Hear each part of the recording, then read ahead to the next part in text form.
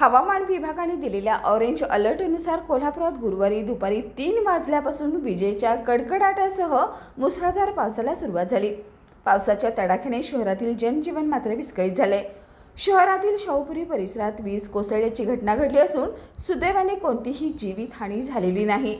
यामुळे स्थानिक नागरिकांच्या मध्ये भीतीचे वातावरण निर्माण झाले।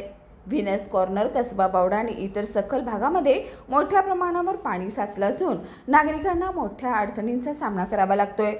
हवामान खात्याने पुढील 24 तास कोल्हापूर जिल्ह्यासाठी ऑरेंज अलर्ट कायम ठेवलाय। नागरिकांनी अनावश्यक प्रवास टाळावा तसेच पाण्याने भरलेल्या भागांपासून दूर राहावं असा इशारा देण्यात आलाय।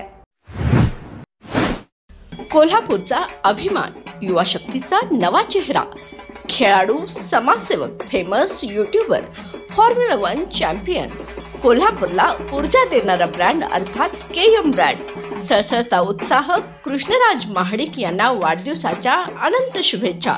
शुभेच्छुक धनंजय महाडिक, युवा शक्ती, कोल्हापूर।